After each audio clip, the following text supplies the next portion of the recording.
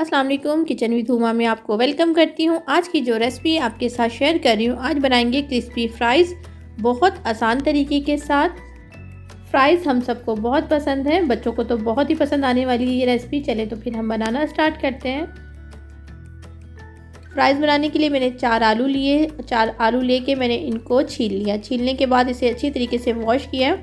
अब इसे दरमियान से कटिंग कर लेंगे और इसको थोड़े मोटे स्लाइसिस में काट लेंगे। देखिए इस तरीके से कटिंग किया और अब इसे फ्राइज़ की शेप में कटिंग कर लेंगे।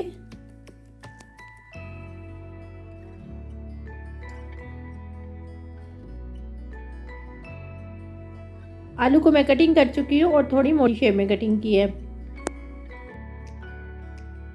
आलू को इस तरीके से फैलाएंगे। अच्छा, आलू को पहले मैंने छीला और उसके बाद वॉश कर लिया अच्छे तरीके से।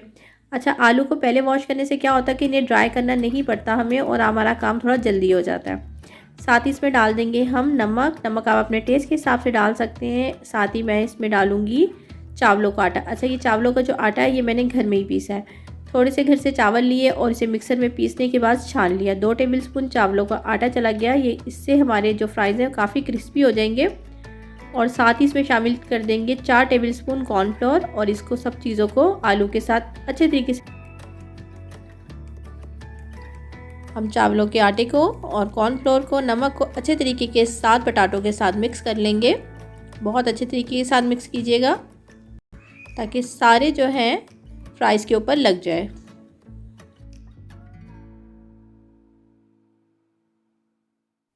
फ्राई करने के लिए मैंने ऑयल को गर्म करने रख दिया है। फ्लेम को मीडियम कर लिया। ऑयल जब गर्म हो जाएगा पहले एक डाल के हम चेक कर लेते हैं। देखिए ऑयल हमारा गर्म हो चुका है। बहुत ज़्यादा तेज़ गर्म ऑयल नहीं चाहिए। ये देखिए इतना आप साइड पे देख रहे हैं बबल्स बन रहे हैं। और जब हम इसमें आलू डालेंगे तो हमारे ऑयल का टेम्परेचर जो है वो थोड़ा लो हो जाएगा। डालने के बाद फ़ौरन हमने इसमें चम्मच नहीं चलाना। 1 से 2 मिनट बाद आप इसको हिलाएंगे। देखिए बहुत जल्दी से ये बन जाते हैं, झटपट से तैयार हो जाते हैं। अच्छा, एक और रेसिपी मैंने फ्राइज़ की आपको दी थी, वो पिज़्ज़ा फ्राइज़ में दी थी। बहुत ही ज़बरदस्त रेसिपी है वो भी। अगर आपने वो नहीं देखी तो आप वो ज़रूर देखिएगा। मेरे चैनल पे मौजूद है पिज़्ज़ा फ्राइज़। उसमें मैंने फ्राइज़ बनाए थे, तो थोड़ा सा वो चेंज तरीका है। अगर आप देखना चाहें तो वो भी देख सकते हैं।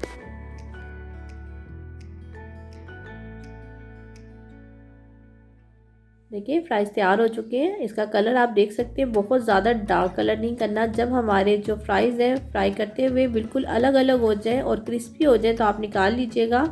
बहुत ज़्यादा तेज़ फ्लेम पे मत कीजिएगा, नहीं तो ये ब्लैक हो जाएंगे। अब हमारे पास जो बचे हुए फ्राइज़ हैं वो भी फ्राई कर लेते हैं। फ्राइज़ हमारे तैयार हो चुके हैं। अब हम मसाला तैयार करते हैं इसका।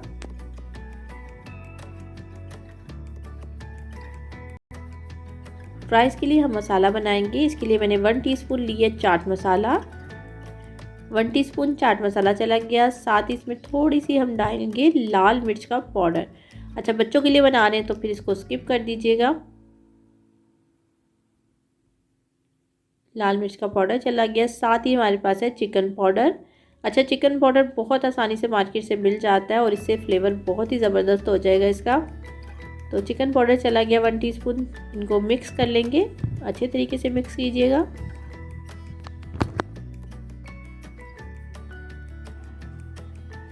आप देखिए कितने क्रिस्पी बनेंगे, बहुत ही ज़बरदस्त से हमारे फ्राइज़ तैयार हो गए हैं।